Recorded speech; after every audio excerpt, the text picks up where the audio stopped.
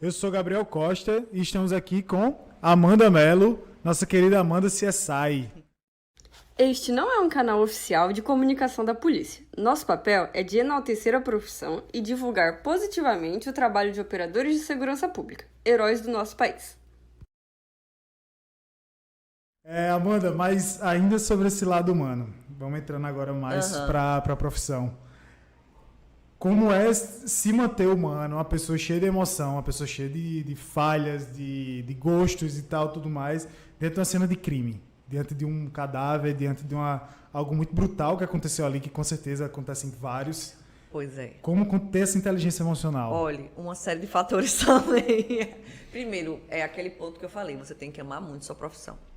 Para dizer assim, cara, eu passo por isso, mas eu amo o que eu faço. Tem isso aqui que é difícil de lidar, mas quantas maravilhas tem mais nessa profissão? E eu sou muito apaixonada pela minha profissão. Quando eu comecei com isso, que eu via... Você sabe assim, que o que mais me incomodou na minha profissão, que eu achei que ia ser a violência, que eu ia chegar àquela violência, ia me abalar, ia me doer. Você sabe que não foi a violência que mais me desestruturou na minha profissão. Foi uma outra coisa que eu nem imaginava que ia me afetar tanto, que é a miséria que eu comecei a ver. Porque a gente acha, até trabalhar com isso, a gente acha que conhece a miséria. Porque a gente vive numa certa bolha de achar que eu estou ali no trânsito, parei no sinal, estou vendo aquela série de pedintes ali, aquelas famílias ali, e aquilo é miséria. Porque eu passei do lado de uma favela, eu vi ali as pessoas pegando comida no lixo, e eu acho que isso é miséria. E eu lhe falo, está muito longe da verdadeira miséria. Quando a gente tem um trabalho desse, que a gente atua, que a violência está muito mais presente na periferia, nas favelas, você começa a adentrar locais que você não faz nem ideia que existe. Hoje eu posso dizer, eu conheço verdadeiramente essa cidade. E até hoje eu ainda vou em lugares que eu ainda não entrei. Lugares que você nem imagina que essa cidade tem, a gente entra. E ali você vê o que é a miséria mesmo. Pessoas em condições subhumanas, que você diz assim, como que essas pessoas nem vivem, né? Como essas pessoas sobrevivem? Eu não entendo nem como elas sobrevivem, quanto mais quanto elas vivem. Então você começa a ver aquilo, e aquilo começa a te chocar demais. Porque eu chego lá, eu fui treinada para chegar, ver um cara com a cabeça degolada, ver um cara desmembrado, esquartejado. Aí eu fui treinada, vou chegar lá, vou pegar. Mas eu não fui treinada para ver a família daquele cara sem ter nada, condição subhumana e ainda chorando aquela violência. Ver os filhos que aquele cara deixou ali, que ele levava R$1 por dia, o pão, o miolo ali, e agora não vai mais ter. Então, assim, é surreal. É surreal. Então, isso começou a me doer muito. Mas me doía a um ponto de eu parar assim e achar que eu não tinha direito a ter as minhas coisas. Eu chegava em casa e ia fazer uma refeição e dizia, não, como é que eu posso comer isso? Eu acabei de sair de um local que o povo não come há 3 dias. Então, isso começou a me afetar muito. Eu achava que eu não tinha direito a ter o que eu tenho. Isso é real mesmo, isso entrou na minha cabeça. E eu ia para esses locais, eu queria ajudar as pessoas que estavam naquele local. Não, olha, amanhã eu venho aqui, eu trago uma coisa para você, eu trago. Só que são milhares de pessoas. E aquela ação, infelizmente, não repara. Você não tem o que fazer ali. Você não tem o que fazer. E aquela mãe que está chorando, aquele filho que está chorando, e você quer ajudar e você não pode ajudar. Então, não é o cadáver, é o que está em torno dele que lhe afeta. Então, para isso, eu também fiz terapia. Eu também fiz terapia para entender que eu não posso mudar isso. Que vai muito além de mim. Então, pessoal, vocês que estão aqui acompanhando a gente pela primeira vez, se inscrevam no canal. Mas uma coisa eu posso fazer, que é acolher, que é tratar bem, que é levar uma palavra, que é para orientar, explicar sobre o trabalho. Uma coisa sempre me incomodou muito quando eu via na polícia, é que a gente assim convive tanto com pessoas ruins, que a gente acaba criando uma casca dura e esquece das pessoas boas que estão ao redor dali. Então, você vai em um local de crime, um local dominado por uma facção criminosa. Pesados. Então, o policial ele já vai armado, não com a arma que eu digo, mas com a carapuça mesmo assim, para falar grosso, para xingar, para poder impor o limite dele ali. Só que ali tem tantas pessoas que não tem nada a ver com aquilo, sabe? Então, isso me incomodava, dizia, a polícia precisa se humanizar. Então, eu chego num local de crime, eu procuro saber quem é a família da vítima, eu quero conversar, eu quero explicar o que eu estou fazendo ali.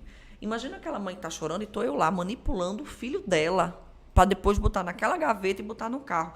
Então, eu faço questão, eu quero ir naquela mãe e eu quero explicar o que eu vou fazer. Olha, eu estou aqui, eu vou examinar seu filho, não se preocupe.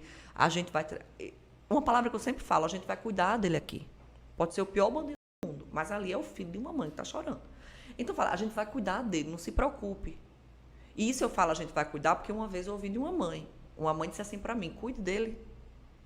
Isso me segurou demais, assim, sabe?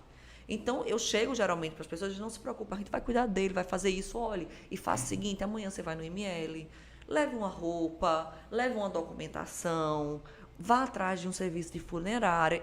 Às vezes as pessoas só querem isso. Alguém que olhe para elas, que fale bem, que explique. Porque imagina, cheguei lá, saí pegando aquele cadáver, mutando e não falando com ninguém, só fazendo aquele meu trabalho frio. Ela não sabe o que ela vai fazer, para onde ela vai. E quando eu falo assim, a mãe, mas pode ser o filho, pode ser a esposa, pode ser o marido, não sabe o que fazer. Muitas vezes a pessoa só quer uma palavrinha de orientação. Eu sou funcionária pública. Eu tenho que orientar a população sobre o meu trabalho. Então, eu acho que isso falta muito, assim, a humanização. Eu luto muito, assim, para que no nosso IML a gente tenha um setor de amparo psicológico para os familiares das vítimas que chegam lá. É muito triste. Você chega no IML, o IML eu falo que não é só triste porque a gente está cheio de corpos lá. É triste porque a gente tem famílias que vão lá no seu pior momento. Então, as famílias vão lá, elas estão chorando, elas estão desesperadas, elas não estão entendendo aquilo que está acontecendo. E elas chegam... É triste, você escuta gritos, você escuta choros. Então, essas pessoas precisam ser acolhidas. Então, seria muito bom se a gente, no IML, tivesse um setor de acolhimento para essas pessoas que chegam lá. Ah, mas já tem tanto trabalho, tem pouco pessoal, e aí acaba deixando a humanização de lado. Mais de lado. E principalmente numa situação de muitas vezes... Assim, como você falou, a situação da mãe. Quantas vezes essa mãe teve um filho morto, por exemplo? Exatamente. Então ela não sabe o que fazer, não sabe o que sentir naquela hora, não sabe o que vai acontecer depois de ali. E é assim que a gente vai transformando o mundo e as pessoas, sabe? Com atitudes assim. Se eu distribuo atenção, amor, carinho, acolhimento, essa pessoa vai tender a distribuir isso também.